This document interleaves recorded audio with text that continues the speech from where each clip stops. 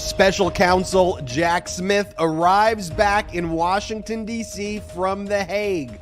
A new trove, a treasure trove of documents that he subpoenaed in the criminal investigation of Donald Trump while he was in Europe awaits. And he has also been greeted by a new staff he has hired of some of the top lawyers who he's worked closely with in the past and some of the top lawyers in the country. We're also learning that a charging decision or decisions by special counsel Jack Smith may be imminent, or at least coming in the next few weeks. And special counsel Jack Smith's investigation got a very good ruling this week in the federal criminal grand jury proceedings in Washington, D.C., in the criminal investigations of Donald Trump, when federal judge Beryl Howell ruled that Donald Trump must turn over the names and the identities of the so-called private investigators who had searched Mar-a-Lago to determine if there were more stolen documents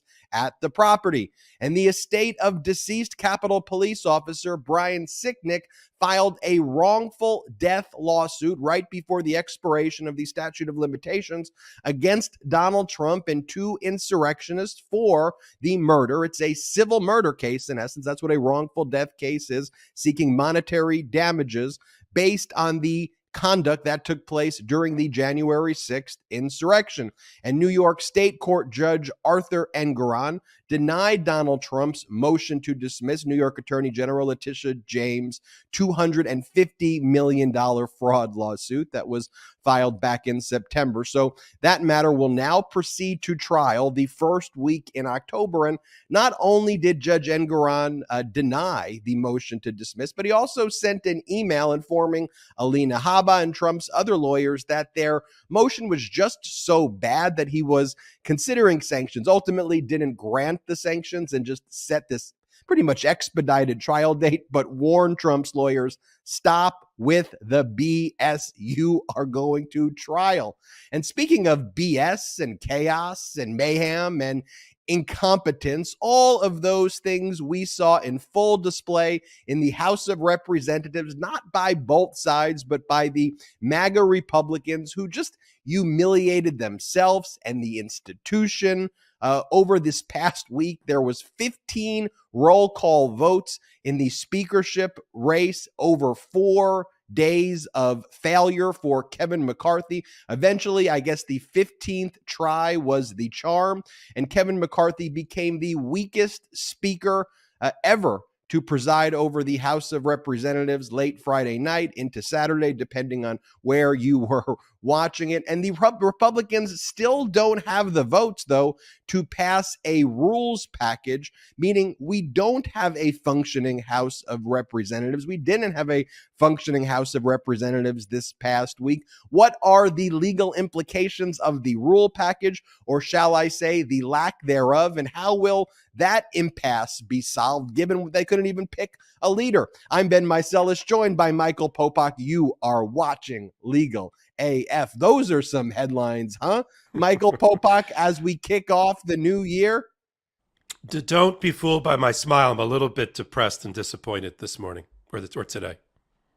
Okay, I understand that. Yeah, you want to know why? I'd like to know why. A man of few words, a rare Popokian quality. Tell us. I just got through binge watching 15 episodes of McCarthy trying to become speaker, and I'm depressed that it's over. But I understand it's been renewed for a new season, and it starts on Monday. So I'm feeling better. Isn't that season 2 of the Squid Games? I can't tell.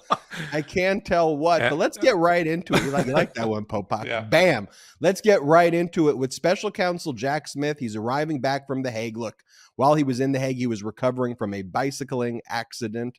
But he was doing a lot of work there, subpoenaing state and local election officials. And now as he arrives in Washington, D.C., he's got a trove of new documents that actually the January 6th committee didn't even get, and that the DOJ previously didn't get. These are some documents from Milwaukee County as well as Clark County. And he also subpoenaed a bunch of other states because one of the things he's investigating, in addition to just what happened on the day of January 6th, is Donald Trump's illegal conduct in his illegal pressuring, unlawful pressuring of these state and local election officials, as well as the fake elector scheme, not to mention special counsel Jack Smith's also engaged in the criminal investigation relating to Trump stealing thousands of government records, including top secret, sensitive, compartmented records. And Jack Smith's staffing up, huh? He's bringing in some top lawyers who are now in private practice, who he worked with in the Department of Justice. Specifically, he's hired Ray Holzer, who previously led the Justice Department's Public Integrity Section, and David Harback, who previously served as counsel to a Trump adversary, former FBI Director James Comey. And they both had very high-profile jobs at the Department of Justice, very successful careers in private practice. And all of those signs point to a charging decision coming soon. In fact, that's what Bloomberg News reported this week. They said in a few weeks. I still think that's ambitious. My time frame is more April or May. But what say you, Michael Popok, as Jack Smith arrives in D.C.?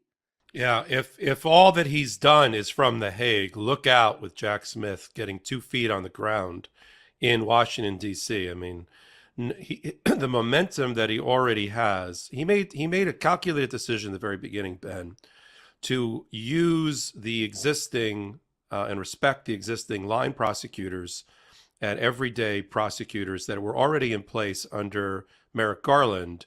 And rather than throw them out and start anew with his own people, being a lifelong DOJ person, I mean, if you prick Jack Smith's arm, it bleeds DOJ blue.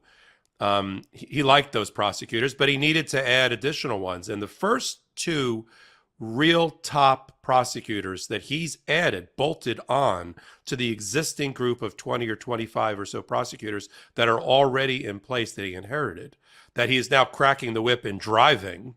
The 2 new ones are really great for justice because of their close relationship with Jack Smith. He trusts them implicitly, and because of their career record of going after people just like Donald Trump in positions of power and taking them down.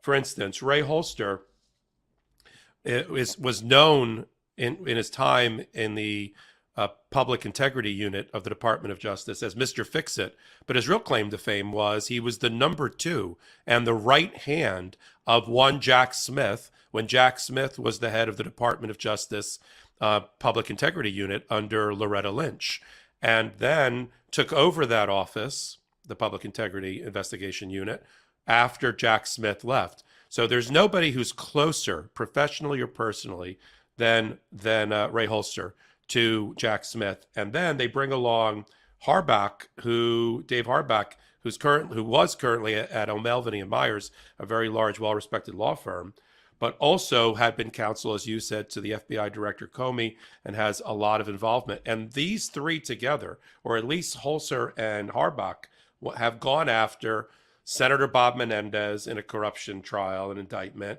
Governor Bob McDonnell of Virginia, and Senator John Edwards. Now, not all of those turned out with perfect convictions, but it shows you that these people know exactly how to pull the levers in a very intense, high-profile position, especially with somebody who is an elected official, a current elected official, or running for office. So really great that the first 2 picks that we can see of Jack Smith adding his own people are these 2 people. Now, I think that, as you've said, there are at least 3, if not 4, work streams, feeder streams that Jack Smith is supervising the prosecution of and the grand juries related to it. Mar-a-Lago, yes.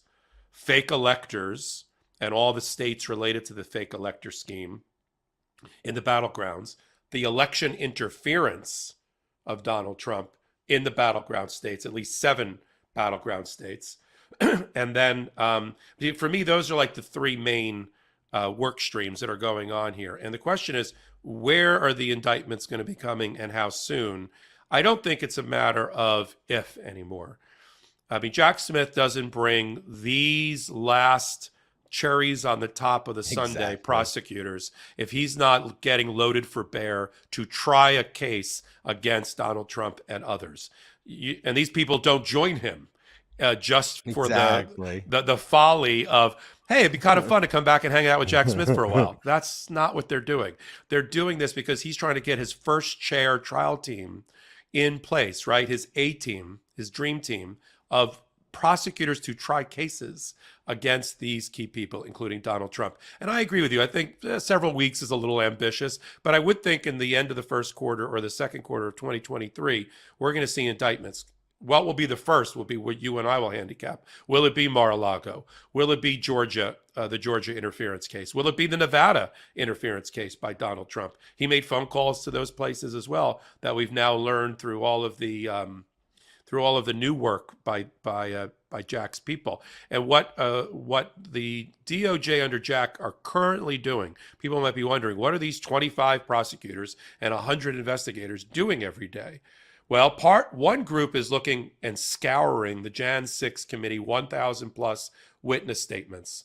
To match it up with witnesses that they've already brought into the grand jury to make sure there's no gaps in testimony or there's no circular firing squad between witnesses. This witness, like Ronna McDaniels or the RNC, says Trump did know. This other witness says Trump didn't know. This is part of the factoring of whether they're going to prosecute this case and what the case looks like, both their own evidence and the competing defense evidence that would be put on as they evaluate the strength of the case. So they're doing that. They're scouring those 1,000, bringing new people into the grand jury. They're not done there at all for these various grand juries that we've identified. And they're getting the documents that you and I have identified over the last month or two, since before Thanksgiving and before Christmas, that were subpoenas that were sent to all the battleground states, to election officials, secretaries of state, and local chair people of Republican parties in Wisconsin, Pennsylvania, Nevada, Michigan, and the like. And they're now getting those documents. Those offices have reported that a lot of them have reported they've turned in documents to Jack Smith. So he's got a prosecutor team that's looking at all of those emails and text messages between Donald Trump himself, people close to Donald Trump, putting pressure on elected officials to participate in the fake elector scheme, to throw out absentee ballots, to participate in lawsuits challenging the electors and the like. Because what Donald Trump thinks is just his innocent exercise of First Amendment rights as a losing candidate to challenge the outcome of the election, to a prosecutor is criminal interference with an election and the peaceful transfer of power. And that's the divide between Donald Trump and all those that still cling fealty to him, including Kevin McCarthy, who we'll talk about later, who already is on record as saying, thank you, President Trump, because I wouldn't have gotten the speakership on those last few votes without your phone calls. So the people that think Donald Trump, and you and I have talked about it, has now shrunken down to size and really doesn't hold any power or sway among a large group of Republicans, he does. And so the challenge for the prosecutors remains the same. They have an incredibly popular among the Republican base person running for office that they're going to have to make the decision to indict. When you talk about shrunken down to size, while Trump maybe hasn't shrunken down to size in the Republican Party has shrunken down to size to zero integrity at all. I mean, what Donald Trump was doing during the proceedings was posting cartoon memes of himself sticking his tongue out.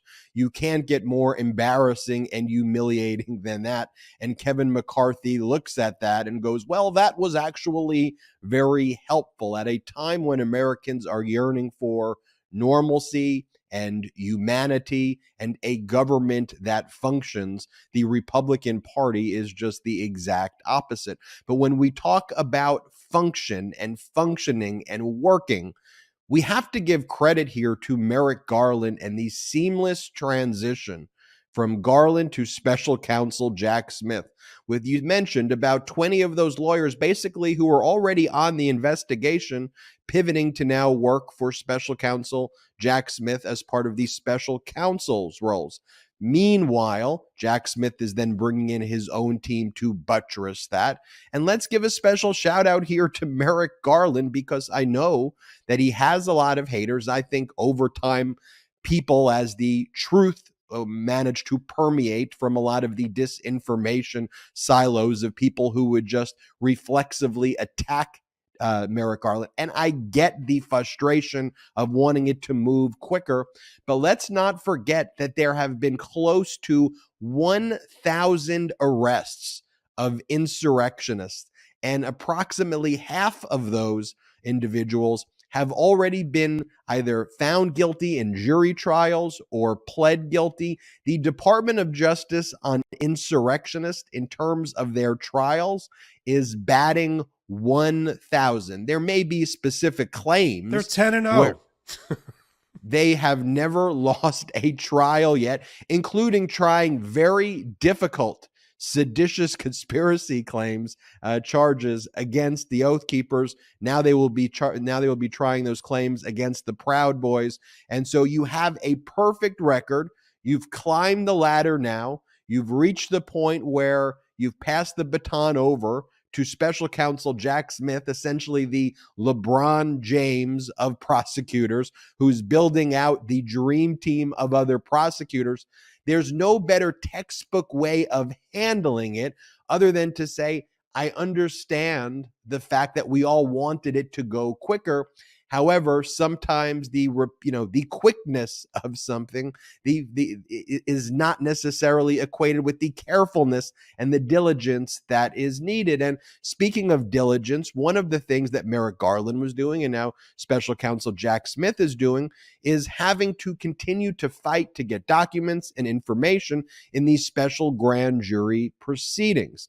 The presiding federal judge in Washington, D.C., Judge Beryl Howell, she also presides over all criminal grand juries, and thus she presides over the Trump criminal grand juries. And we know that there's at least 2, maybe 3 or 4 right now in Washington, D.C., currently engaged in criminal investigations of Donald Trump. These grand jury proceedings are secret, and they're always secret. And there's a lot of reasons why grand juries are secret. One, there's a presumption of innocence. So with all of these documents are flying around in the public, people who are being criminally investigated, we're not just saying Donald Trump, it's anybody, their names would be out there and associated with the criminal conduct being investigated and not necessarily the charges. And it's also to protect the investigations themselves and keep the investigation secret so that the Department of Justice and the FBI can do their work appropriately without leaks damaging their investigation. But inevitably, there are some leaks. So, for example, we know some of the victories by the Department of Justice in these grand jury proceedings. For example, Donald Trump has tried to assert executive privilege to block the testimony of his top former lawyers like Pat Cipollone and Patrick Philbin and former Vice President Pence's former top staffers. As well, like Greg Jacob and Mark Short. Greg Jacobs was Pence's former general counsel, and Mark Short was former Vice President Pence's former chief of staff. All of those individuals were forced to assert the executive privilege, frankly, against their will, because Trump was the one who holds the privilege, and he was asserting it. And the Department of Justice, we previously have reported this, they prevailed there, got that testimony of all of their communications with Trump. By the way, the January 6th committee was not able to get that information because of the legal challenges by Donald Trump and by the other witnesses, which dragged it on until the expiration of the Jan 6th committee. But Jack Smith has those. The only thing different is that the Jack Smith grand jury is just not public. So we're not seeing necessarily what's going on, which I think would give people a better deal of confidence if they could see it. But there are very important reasons why they are secret. And by the way, that takes time. And I've done this before on the show where I was just like, if you called up someone like Pat Cipollone as your witness and you didn't break the executive privilege, if you didn't challenge it before, and then you had to call a critical witness and you're in front of a jury and now you can't get the testimony, you're going to look like an idiot and you're going to lose the case. And unfortunately, these grand juries, they only meet a few times a month. By the way, they're picked from the same group of jurors that are for regular juries as well, except someone's commitment to a special grand jury, because it could take many, many months at a time, it usually you get a certain kind of group of people who can do that, who don't necessarily have the same commitments, let's just say. And so you have these proceedings going on before the special grand jury. It takes time. And now we have all of the information that special counsel Jack Smith needs. But Popok, there was another good ruling by Judge Beryl Howell in addition to the ones I just mentioned. Maybe you can talk about that. Yeah, talk about functioning branches of the government. The judiciary branch is functioning reasonably well, especially in the D.C. Circuit and under Chief Judge Beryl Howell. So people may remember from who regularly listen to LegalAF and watch LegalAF with you and me, that there is still a battle going on between the Department of Justice, who does not believe, neither does the National Archive, that Donald Trump has complied with the subpoena to turn over all classified information that belongs to him. The one skirmish that everybody remembers is Mar-a-Lago, but that wasn't the only place. The subpoena that came out of the grand jury was not tied to Mar-a-Lago. It was tied to Donald Trump.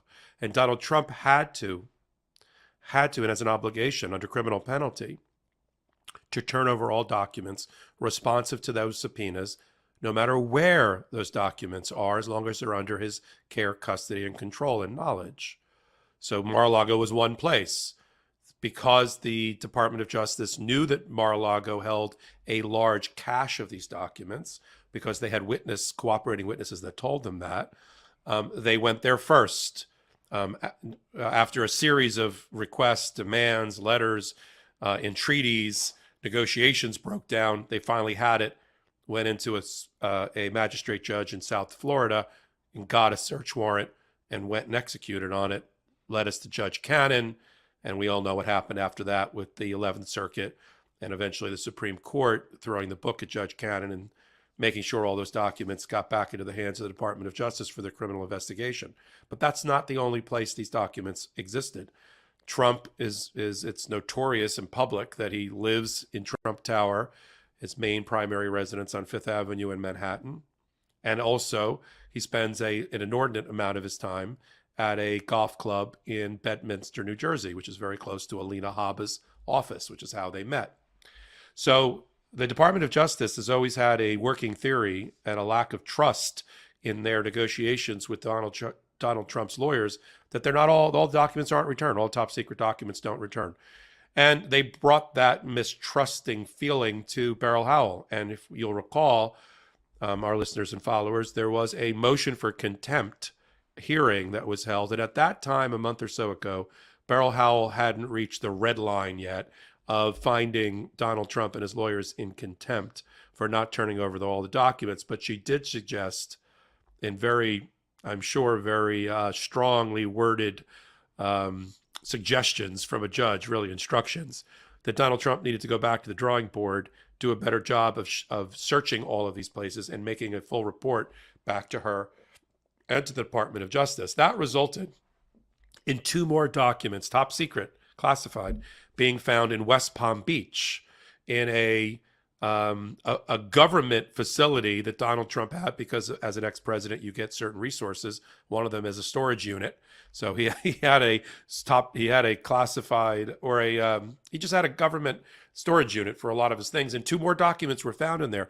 Who were they found by? Donald Trump said that he hired a private investigative team, some private people, to go search these places and make their report.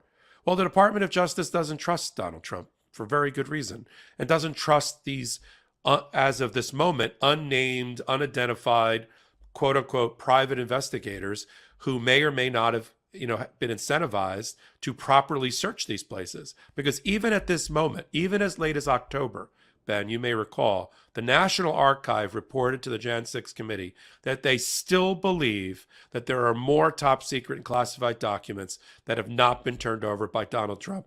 And nothing's happened between October and now January to change the mind of the DOJ that there's still a cache of documents somewhere that Donald Trump hasn't bothered, because he doesn't want to be bothered, to go look for. So Donald Trump came up with some sort of compromise where he said, well, Your Honor, through his lawyers, well, Your Honor, The Department of Justice can talk to my private investigative team and get all the information and debrief them about how they did it, but we don't want their identity revealed at all. It's not even redacted. They just didn't want the Department of Justice to know who was on the other end of the call. And the Department of Justice said, no dice, no way.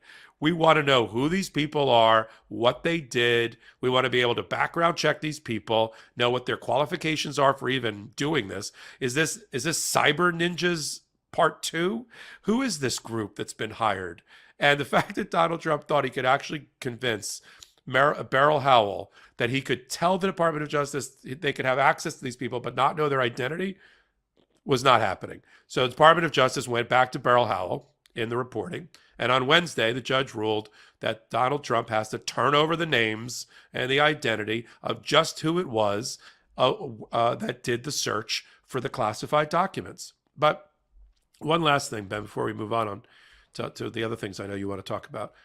The Jack Smith special prosecutor-led team against Donald Trump and all the Jan 6 stuff, we're not even done. We keep giving the stats of 950 people arrested, 450 plus people convicted, either by trial or by plea, and more to come. They're not even done with their investigations. I don't know if you caught this, Ben. Just this week, the FBI and the DOJ sent out yet another wanted poster, if you will, because they're still looking for leads to who put 2 pipe bombs in front of the DNC, the Democratic National Committee, and the RNC, the Republican version. They still don't know who did that. So they're still trying to track down Jan 6th insurrectionists and defendants and bring them to justice, even one day after the 2-year anniversary of January 6th. That's what our Department of Justice in proper hands does. I hear they're giving a $500,000 reward, and they may want to post that wanted sign in the House of Representatives in the Republican caucus room. Maybe there's some insight there. I don't know. I'm just saying. Let's talk about the wrongful death lawsuit brought by the estate of the deceased Capitol Police officer, Brian Sicknick. It was filed on January 5th. The lawsuit was brought by Sandra Garza, his longtime partner, who brought this individually and as a personal representative of the estate of Brian Sicknick. It is a wrongful death lawsuit, and in a wrongful death, it is a civil lawsuit. It's not criminal, meaning that what it seeks is monetary damages. The defendants in this matter are Donald Trump, Julian Cater, and George Tanios. Cater and Tanios are insurrectionists who have already pled guilty. They were not charged by the Department of Justice, though, with murder. The Department of Justice got them on, of course, other charges as well. Brian Sicknick passed the day after the insurrection. During the insurrection, he suffered multiple strokes based on the conduct by the insurrectionists. In a wrongful death lawsuit, what you're alleging is that as a direct and proximate cause, as a cause of the conduct by the defendants you are suing, that caused the death. And it was foreseeable, and it caused the death of an individual. And so that is what is being alleged here. And in this case, the estate of Brian Sicknick is alleging that Donald Trump is someone who caused the death of Brian Sicknick. It's a 47-page complaint. It's very, very, very powerful. I'll just read for you one paragraph here where it says, "The peaceful transfer of power is a sacrament of American democracy. Defendant Donald Trump, together with other co-conspirators, defiled that orderly transition through a campaign of lies and incendiary rhetoric, which led to the ransacking of the United States Capitol as part of an insurrectionist effort on January 6, 2021, by defendants Julian Cater and George Tanios and many others. The attack on the United States Capitol cost the U.S. Capitol officer Brian Sicknick, hereinafter Sicknick, who was bravely defending the cradle of democracy, his life." It goes on to seek monetary damages. The case was filed on January 5th, and so the statute of limitations for wrongful death in Washington, D.C., this was filed in D.C. federal court. The conduct occurred in D.C., is a 2-year statute of limitations. So it was brought right before the expiration there of the statute of limitations. And ultimately, this case, I'm not sure if it's been assigned to a federal judge yet, but you may recall we've spoken about here on Legal AF the case brought by other Capitol Police officers and members of Congress that was filed against Donald Trump and others. That case was before federal Judge Amit Mehta. Whether this case will get related to Judge Amit Mehta, but Judge Amit Mehta was presented with a motion to dismiss filed by Donald Trump, claiming that he was entitled to absolute immunity because it took place during the time while he was the president, and Trump argued that he was effectuating his constitutional responsibilities. Not so, said Amit Mehta there. In fact, Amit Mehta said, this had nothing to do with your responsibilities. Quite the contrary. It was undermining what it is that a president is supposed to do. You are not effectuating your constitutional duties to protect and defend the Constitution. And this was about installing yourself in power as a dictator.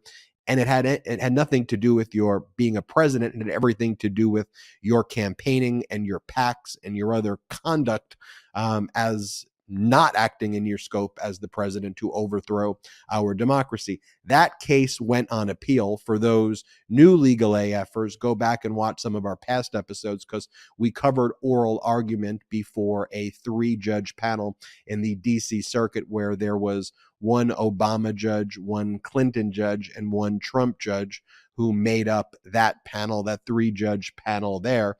One development with that panel as well that you should be aware of, they asked for, on December 20th, an amicus brief, which is a Friends of the Court brief, to be filed by the Department of Justice so that the Department of Justice can give its view about whether or not they believe there should be absolute immunity here or not. It will be interesting to see what the Department of Justice does. The DOJ's response is due sometime in mid-January because normally the DOJ would want to protect executive branch power.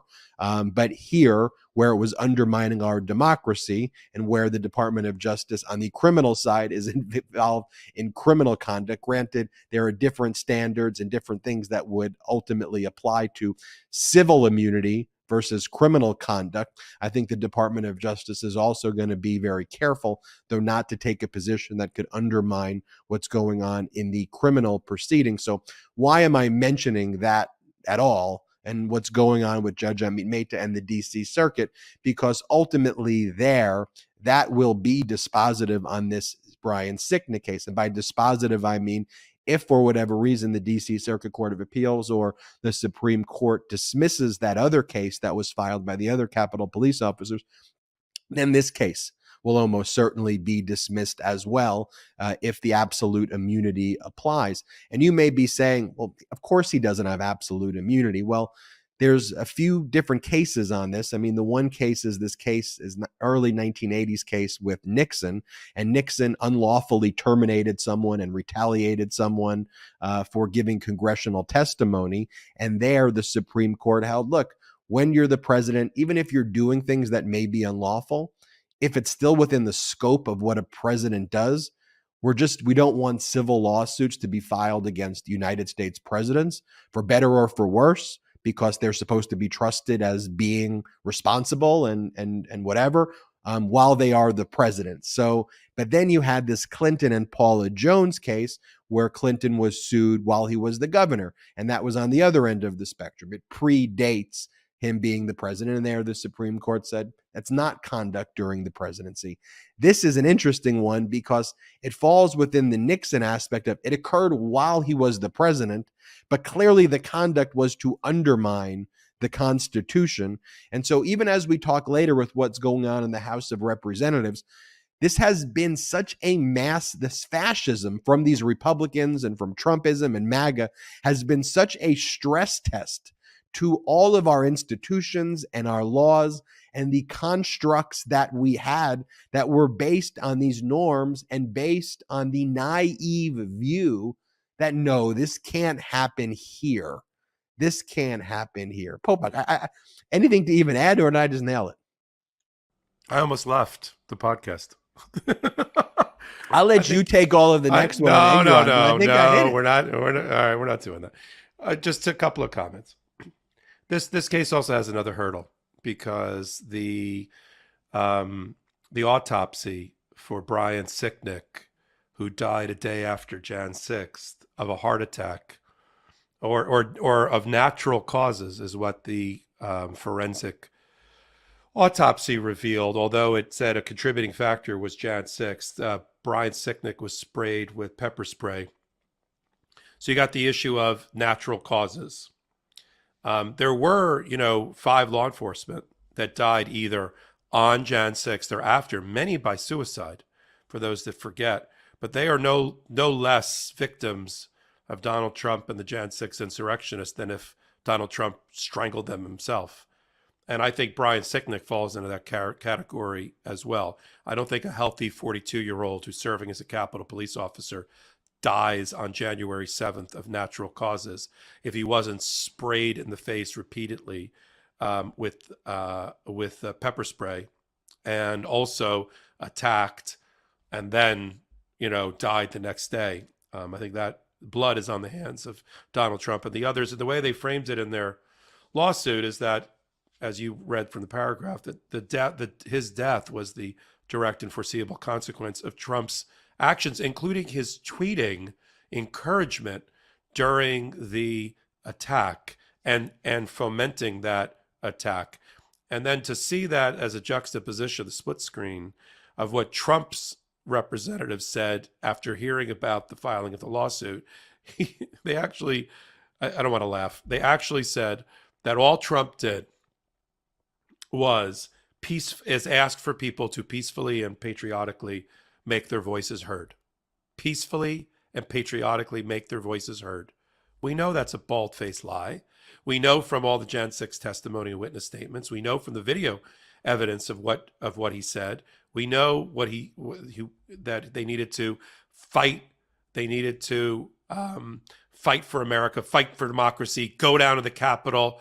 I'll be there with you. Basically, it was a bugle call to attack the Capitol. No less so than if an army, had the person in the front with the bugle and the flag attack, and that's what he did, and lit that flame and fired that missile at the Capitol. So to now say, but this is the delusion of Donald Trump in trying to defend himself in civil and in criminal cases by saying all I did was exercise my First Amendment rights on the ellipse. I never told him to attack the Capitol. And this is the same guy that wants to give, if he ever gets back into power, God forbid, who wants to give pass and give presidential pardons to anyone, no matter what they did. He never distinguishes it by attacking people at the Capitol or trying to assassinate members of Congress. So I'm glad she filed it. I don't know what took her so long. I'm glad she did it. It doesn't really matter whether it's filed on the first day of the statute of limitations or the very last moment of it. It's in under the wire, but it is under the wire. It's funny, I have a case I'm filing actually on Monday that's going to be right at the wire of a 2-year statute of limitations. I got the case sort of late, and I have to scramble to get the case filed, because if you don't, you are just out of the box, and you will be easily dismissed on the papers on a statute of limitations. So they did it. They brought it. They're seeking $10 million per defendant, including Donald Trump, and we'll have to see who the judges assign to it. But yes, I agree with you. There's going to be a fight over whether presidential immunity under the Westfall Act and the line of cases that you cited is going to apply to this particular case. If Judge Maida gets it, the answer to that is no. And everybody pay attention to what's going on in the Court of Appeals there. The Department of Justice will submit its amicus or friends of the court brief that was invited by the D.C. Circuit Court of Appeals in the next week or two. And then we probably will see a ruling. My guess would be about mid-February. Of course, we'll cover it here on LegalAF. And we've been covering here on LegalAF the $250 million fraud lawsuit filed by New York Attorney General Letitia James back in late September against Donald Trump, the Trump Organization, Trump's adult children, seeking at least $250 million. Also an injunction that would basically shut down the Trump Organization from conducting further business in New York. Letitia James has already succeeded in getting a preliminary injunction in that matter, where a retired federal judge, Barbara Jones, she is serving as basically an independent monitor.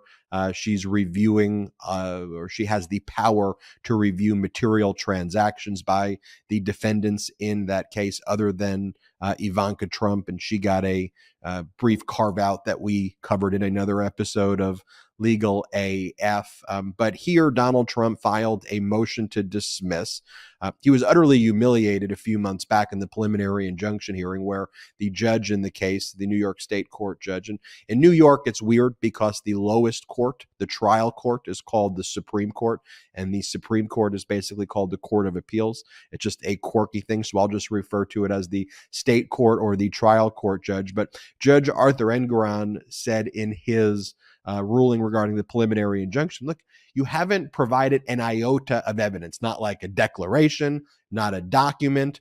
And in the special proceeding before Tish James filed this lawsuit, you pled the Fifth Amendment during your deposition over 400 times. So you're not giving me any evidence. And Donald Trump previously tried to make arguments to dismiss the matter during like the special proceeding, and he tried to make these arguments again during the preliminary injunction. And he keeps arguing that the New York Attorney General has no jurisdiction. It's always like a jurisdictional argument because he doesn't want to actually share or show any evidence or actually grapple with the facts that he is just a massive criminal and he's involved in a massive fraudulent enterprise. So he goes, there's no jurisdiction, and the New York Attorney General statute doesn't allow this to take place.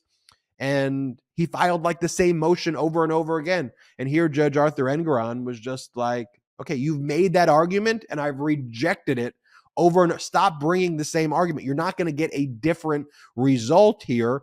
And in fact, because you keep bringing the same argument before me, and it, obviously you're doing it, whether just for your press release or just to attack me. He didn't say this specifically, but it's the subtext in this email that they sent. And the court sent an email through the clerk to Trump's lawyers saying, we're considering sanctioning you because your motion to dismiss is so frivolous. Ultimately, no sanctions here were given, but the message was sent.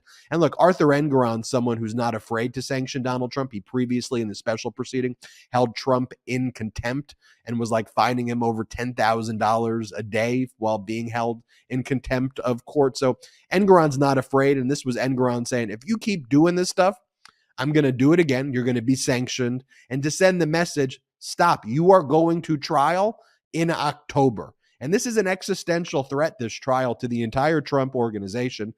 And we've seen that this isn't a Teflon Don anymore. He just lost in another New York State court proceeding. This one is the one I'm now talking about is the criminal proceeding. The New York Attorney General case, though, that I'm mentioning before that is the civil case. New York Attorney General is the civil case. The Manhattan District Attorney is the criminal case, where the Trump organization was found guilty on 17 felony counts, and they just looked horrible, disorganized. Their legal team got trounced by the Manhattan DA's office. And this civil case, which would have, I think, even bigger implications, frankly, than the criminal case, because it would shut down the Trump organization from doing business in New York, it's going to trial in October. The motion to dismiss denied. No sanctions given yet, but Engoron's going to sanction them if they keep up this crap. Popok.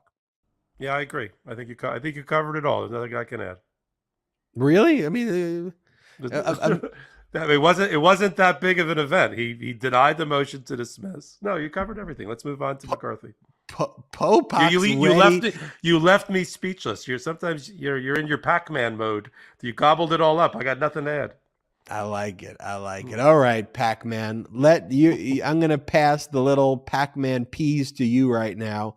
I'm going to lay the trail for you, Pac-Man, and eat those Pac-Man peas. Are they peas? What are those circles? Are those peas? Strawberries, berries. I don't know. I was Miss Pac-Man. I was really more of a centipede player for those that are really old. Centipede, Pac-Man. All right, Popok. The chaos, mayhem, bedlam, pick your word, incompetence by these MAGA Republicans. We were covering it all live here on the Midas Touch Network, one of the most watched destinations for what was transpiring this week. It was the first time since 1923 that someone seeking the speakership with their party in control did not secure it on the first roll call vote. We went through 15 roll call votes by the time we reached Friday or into the early hours of Saturday morning, depending on where you were watching it. McCarthy didn't know how to count. He thought he secured it on the 14th roll call vote, but with Gaetz voting present, he did not have the votes. Then the Republicans called for an adjournment, then voted against their own adjournment. And then they secured the votes because McCarthy had to literally sell shares of himself. I mean, he gave up everything. He will be the weakest speaker. He's the 55th speaker in the history of the United States. He will be the weakest in history. And rather than trying to form a deal with Democrats and actually govern, he's made these concessions. Let's create select committees that are going to attack the Department of Justice and that's going to attack the FBI. We want our own select committee that's going to do that and then attack the January 6th committee. We are going to make sure that we can default on our debt. That was a big one. So your Medicare is at risk. Your Social Security is at risk. Your 401k is at risk based on the concessions to allow the United States of America to default on our debt when we have to discuss the debt ceiling hike. And I think that this crew, based on what we've seen, is going to do that. They're going to cause the United States to default on its debt, also giving major committee assignments to all of the extremists. Marjorie Taylor Greene becomes essentially the de facto Speaker of the House on one hand, and Matt Gaetz, the de facto Speaker of the House on the other. And one of the other concessions is that one single member can make a no confidence vote, which can then result in a roll call vote to remove Kevin McCarthy. So the exact thing that we just saw, if Gaetz wakes up one day and goes, you know what? I want to do a roll call vote right now. That is now part of the rules. And then McCarthy can be ousted right away. And it appears that there's certainly enough votes, more than enough votes, to oust Kevin McCarthy in that situation. And so there's just going to be more chaos. And on Friday night, early Saturday morning, they were supposed to put together a rules package. They didn't have the votes to even vote on the rule package. But you know what happens then? I don't think there's any moderate Republicans anymore, but what happens, one of the major concessions as well is to defund the military. About $100 billion in military cuts, because one of the things the Republicans want to do is make sure they punish President Zelensky, and they want to fight to make sure Ukraine loses the war against Russia. That's not hyperbole. That's what they want to do. They want Putin to win. And so one of the concessions that McCarthy agreed to is defunding the United States military. You can't make this stuff up. It is chaotic. It is fascist. It is weird. It is dangerous. I hope America is paying attention. I was glad that so many people were watching our stream because the large media networks want to say, well, if a moderate Republican can do this and the conservatives are doing that. These people aren't conservatives, okay? They are fascist. They are crazy. They are radical. They are extreme. Do not call these MAGA Republicans conservative. And Kevin McCarthy is weak. The whole ordeal was frankly utterly, utterly disgusting. And to your point, Popok, while I enjoyed seeing the chaos at some point, at some level, as it proceeded to like the third or the fourth roll call, I was just getting very, very angry. Talk to us about it. Yeah, and insecure about what it demonstrates to the rest of the world. I mean, it's no understatement to say that the rest of the world looks to America as the beacon on the hill for democracy. They do, and they put their head in their hands when they watch things like Jan 6th, and there was no lost irony that all of the tumult and chaos and almost violence, a fist fight almost broke out on the House floor by the Republicans, all the chaos is on the Republican side. All of the unity and unified, galvanized, arrayed maturity was on the other side of the aisle. So that's good news. But it all almost broke out and devolved into a Lord of the Flies survival movie. Just one cannibalist act short of a horror movie on Jan 6th. And none of that, Jan 6th, other than in a couple of nominating speeches, was not really acknowledged at all by the Republicans. How could it be when most of the people, it's the same overlapping suspects that brought Kevin McCarthy to his knees and weakened the institution of the Speaker of the House for a long, long time, at least for as long as they're in power for the next 2 years. And they did it all. They did it all on Jan 6th. Those same people are the same people that allowed the attack on our cradle of democracy, on the People's House, as they like to call it, the same chant that went up by the insurrectionists themselves. So the fact that Marjorie Taylor Greene, Gates, Boebert, and the others that were all co-conspirators, in my view, in most of our view, in what happened on Jan 6th, in the attack on the Capitol, and the almost assassination of elected officials, the fact that they are in charge, that Kevin McCarthy has conceded the leadership of the House. I don't care what his title is. The real leadership of the House are these 6 lunatics, unpatriotic lunatics, who have now in their hands the bomb-making ability to blow up the House on any given day, there's an old movie about football, any given Sunday, any given day, one member, as you said, of their caucus, of their Republicans can fell McCarthy to his knees again and make him do their bidding. For those that take some kind of cold comfort in the fact that there is mature people in charge at the Senate in the form of the Democrats, and that no bill will get passed, any of these crazy bills that they're considering will get passed without the Democrats in the Senate approving it. Let's also remember from civics class and from Schoolhouse Rock that all spending bills have to originate in the House. All things related to the debt ceiling and the functioning and the financing and the funding of the government have to originate in the House, meaning the Senate is powerless to do anything about funding and debt ceiling. And if the majority, which it looks like they're going to do, based on the fact that it took them 15 rounds in the 12th hour and almost a fist fight to elect their speaker, you can imagine what that means for them governing. If you love that, if you love that preview, wait till you see the movie. Because starting Monday, if they ever get around to passing the rules package, which if they don't pass, and it's not done yet, they still can't govern. Yes, they have elected officials now because now they've picked the speaker and everybody got sworn in, including one George Santos. But they can't do anything until they get the rules package passed. And that sausage making is not done.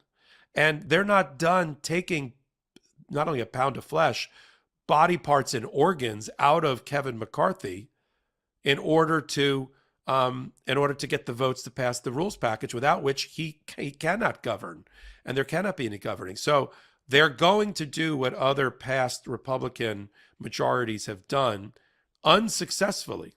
Despite that it's been unsuccessful, they're going to do it again. They're going to bring the government to its knees. They're going to do a shutdown. They're not going to approve the increase in the debt ceiling. And they're in order to extract all of their small government, anti-Ukraine, anti-woman policies and procedures. And if they don't get what they want, which is to have ultra right-wing MAGA conservatives on... I'm checking you, not conservative. All right, I know, but I'm still using the old language, the old vernacular. Having those people hold the gavel in committees, subcommittees, special committees, and blue ribbon panels, that's what's going to happen. People are rubbing their eyes and shaking their head today. Wait till they see what Marjorie Taylor Greene gets in terms of a gavel, Matt Gaetz, the others, and what policy tries to come out of there. And when they're not, so they got two things. They only have two major. It's going to be a very binary process for the Republicans now. They've only got two things that they can do. It's like a child who's given one of those play school driving kits to sit next to their mom and dad and act like they're driving the car with the gears and buttons that don't really work. They've only got two. They can F around with the debt ceiling and shut the government down because they're not going to approve spending bills. That's a big one. And they can open up all sorts of investigations against Hunter Biden, Joe Biden, Jill Biden, Dr. Fauci, and the like, and while away all their time doing that. The problem is, for the Republican Party, not for democracy, the problem is this is a losing strategy to get reelected and keep the House when Joe Biden wins his reelection in 2024, because that is not the takeaway from what happened at the midterms. The takeaway from what happened at the midterms is that America wants its democracy back. And they wanted their democracy back. And they gave the Senate back, and even stronger to the Democrats. And they barely gave the Republicans a majority. They didn't give the Republicans a majority. The governors of states that handled the gerrymandering of electoral maps to make states like New York, which are always reliably blue, cough up a few red seats, like George Santos, that gave them just enough of, the most slender of majorities. And you see what happens when you have a slender majority, but you have a broken party that's really in factions, and the factions start fighting with each other and cannibalizing each other in public, on C-SPAN, on Meiselas Network, in front of the world to see, and electing. You think electing the speaker was rough? Wait till Monday. Wait till Tuesday. Wait till debt ceiling. And the rest of the world is holding their breath collectively because of the tremendous impact America has on the economy and the democracy of the rest of the world. There's an old joke, man, I'm sure you know it. When America gets a cough, the rest of the world gets the flu. And if we're going to screw up and put our country into default, and default on all of our treasury bonds and notes and payment on our debt, because they want to give Joe Biden a terrible economy from which to run from when he runs for office again in a year and a half or so. That just shows you how unpatriotic they are. They don't care about America. They don't care about democracy or our ideals. They just want to stick it to Joe Biden. They are unpatriotic. I mean, they're horrible. They're horrible traitors. They need to be called out for who they are. 4 points I want to make. One, you mentioned the economy. 223,000 jobs in December, beating expectations. 3.5% unemployment, the lowest rate in 50 years. 4.5 million jobs in 2022, one of the best years ever behind 2021. In terms of inflation, this is from the Wall Street Journal. Inflation in the second half of the year has run vastly lower than in the first half. In fact, and this is astonishing, it's almost back down to the Federal Reserve's 2% target. Even more astonishing, hardly anyone seems to have noticed. Well, we noticed here on the Meiselas Network. And when you pass an Inflation Reduction Act, and when Congress works for the people and actually takes action to address situations, you get results like that. And what we're also seeing as we head into 2023 is a number of those provisions in the Inflation Reduction Act and some of the other legislation that a working government passed. We're going to see reduce prescription drug prices. We're going to see the fact that pharmaceutical companies can't raise prices at rates higher than the rate of inflation. We're going to see bridges being built and infrastructure being built and Wi-Fi brought to towns and communities across the country. Now, second point, and it's related to that, is what was going on in juxtaposition to the chaos and bedlam by MAGA Republicans in the House of Representatives. You had President Biden in Kentucky with Mitch McConnell. Mitch McConnell looks rational and reasonable compared to these MAGA Republican chaos agents. I mean, how bizarre is that? And he's not, but relatively he is, because that's just how crazy lunatics these MAGA Republicans in the House of Representatives are. But you have McConnell praising President Biden, and both of them just talking about the importance of infrastructure, showing that bridges are actually being built. They were at a place where a bridge was being built. and infrastructure was being built, and the importance of bringing jobs here to the United States of America. So our economy is bouncing back stronger than ever after the Trump debacle. And this is a time, to your point, Popok, where the MAGA Republicans want to hurt the United States economy. That's my second point. My third point, George Santos.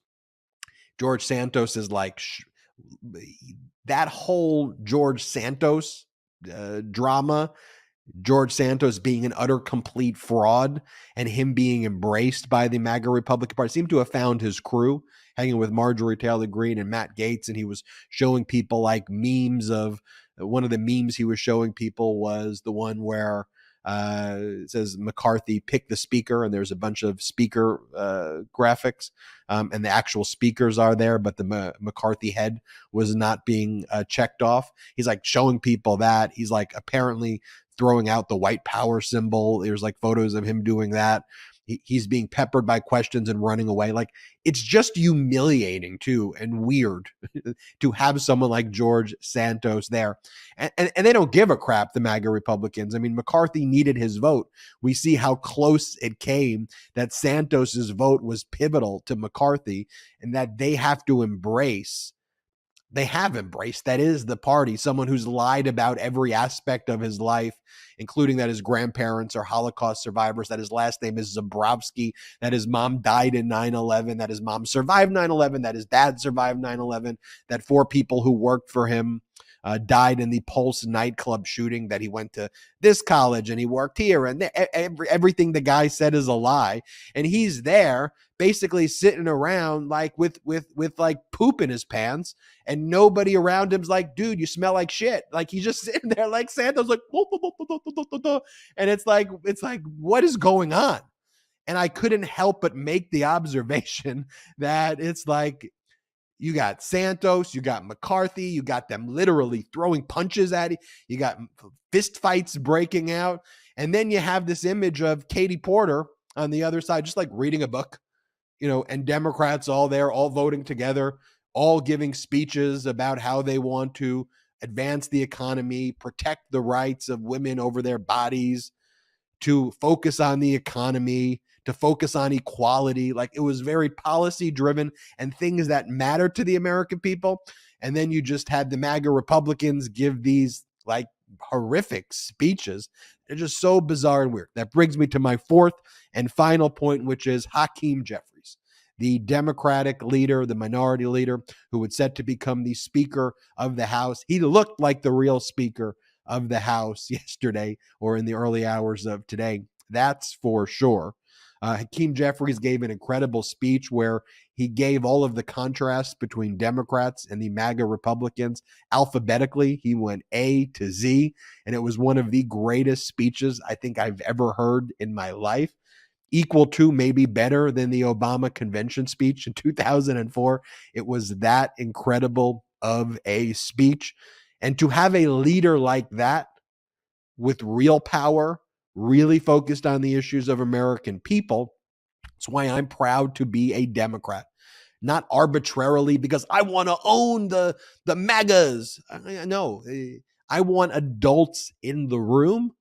I want to have people who I may disagree with on certain issues, but ultimately I know that they are adults, that they are focused on actually issues that matter to the American people, that everything isn't a lie or a trick or a scam or trying to enable lies, tricks, and scams to help a weird oligarchical MAGA world. No, we want to help people get jobs and make those jobs better paying, and then give them health care and make the working conditions better, and lower prescription drug prices, and give people access to education and make education affordable and accessible, and build up our infrastructure. And when our veterans, not defund the military, when our veterans come back from abroad fighting courageously for our country, we want to give them the best health care that we can give them, rather than fist bumping each other and celebrating the fact that we're denying them health care for exposure to toxic burn pits like the Republicans did a few months back. All of that is horrific and heinous.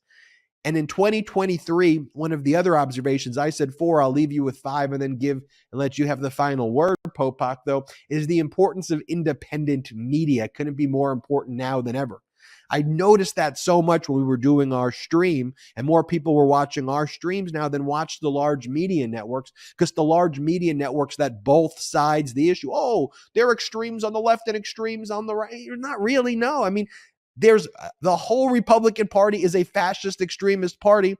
And then you have adults on the room on the Democratic side. And when you say there's an extremist, what? Someone who wants to invest more resources into climate change, which is real, and trying to address it. Like, the media doesn't have the language, and they're too corrupted by their investors or whatever it is to actually use the right language, and in fact to perpetuate narratives that are very detrimental and that actually aid and abet fascism, not to mention destinations of fascism like Fox that simply spread propaganda and inject it into the veins of those who watch it.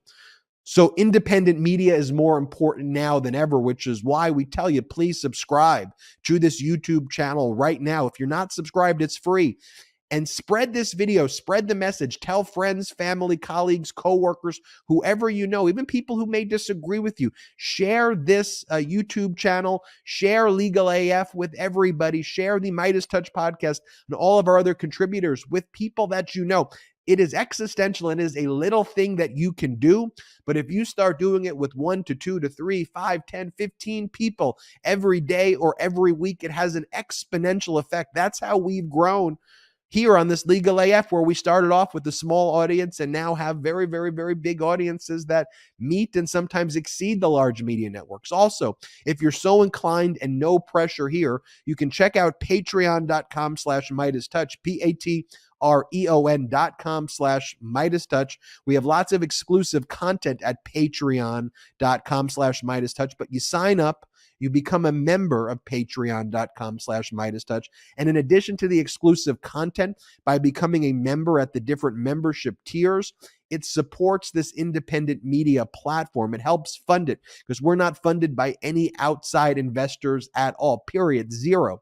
That's how we're 100% independent, 100% accountable to you. And of course, we are 100% unapologetically pro-democracy in everything we do. Michael Popok, I'll give you the final word.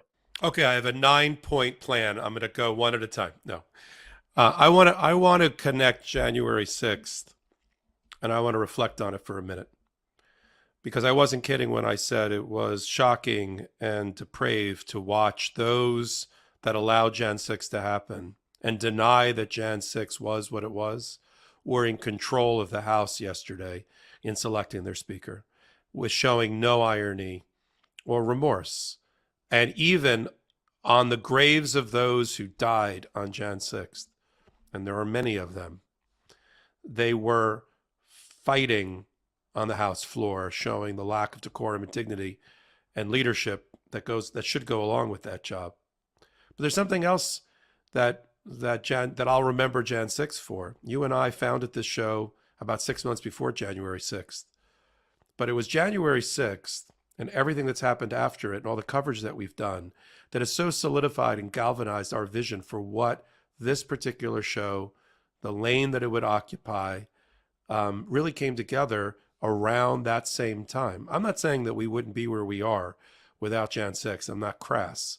What I'm saying is we found an audience, and we resonated with an audience, and we found what distinguished us from everybody else out there coming off of Jan 6 and beyond. It's been 2 years. It's not lost on me that you and I are here having this conversation once a week. We have it with Karen Friedman-Agnifilo on Wednesdays, and we do other things throughout the week to support the cause, but that it comes on the heels, and we stand on the shoulders of those that protected the Capitol on January 6th. And so it's a moving day for me, and it's one that got completely lost. It's become so political that when Joe Biden, our president, commemorates Jan 6th, it's sort of lost in the food fight and the jello throwing that was going on by the very people that caused Jan 6 to happen or allowed it to happen over on the House side.